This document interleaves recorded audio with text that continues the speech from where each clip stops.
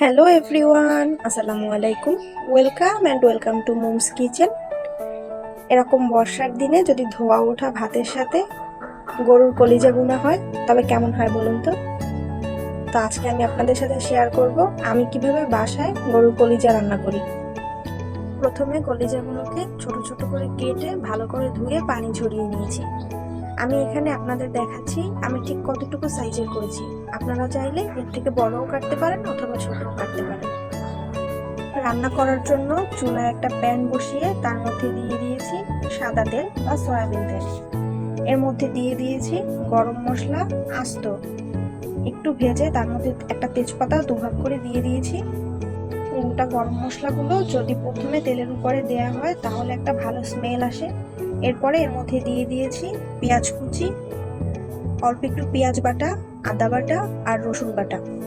তারপরে এগুলো ভালো করে কষিয়ে ভুনা করে নেব।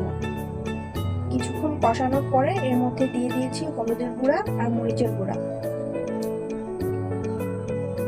এই মশলাটাকে খুব ভালো করে কষাতে হবে যাতে কোনো কাঁচা গন্ধ না থাকে। এর মধ্যে দিয়ে দিয়েছি পরিমাণ মতো বা স্বাদ অনুযায়ী লবণ। আবার কিছুক্ষণ নাড়াচাড়া করে ভালো করে কষিয়ে নিব।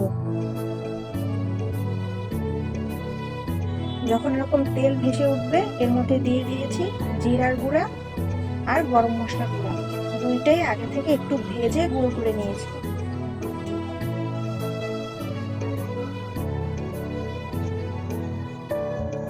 দিয়ে দিয়েছি অল্প একটু ধনিয়ার গুঁড়া। এখন অল্প একটু পানি দিয়ে ভালো করে কষিয়ে নিব।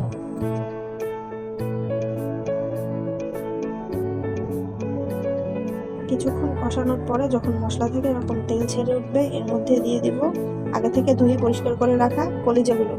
এবার মশলার সাথে কলিজাগুলো ভালো করে নেড়ে চেড়ে মিশিয়ে দিয়ে তারপরে ঢেকে দিব। আমি কিন্তু এখন কোনো পানি অ্যাড করিনি। ঢাকনা দেওয়ার ফলে যে পানি বের হয়েছে এর মধ্যেই দিয়ে দিব ছোট কুচি করে রাখা আলু। আপনারা চাইলে আলু স্কিপ করতে পারেন। এরপরে আবার সবকিছু মিশিয়ে ঢাকা দিয়ে কিছুক্ষণ রেখে দিব।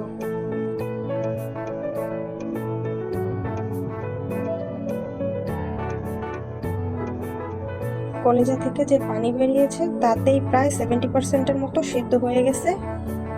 এরপরে যখন এরকম সব পানি টেনে যাবে এবং আবার তেল উপরে ভেসে উঠবে তখন আমি অল্প পরিমাণে পানি দিয়ে আবার ঢাকা দিয়ে রান্না করব পুরোপুরি কুক হওয়া পর্যন্ত।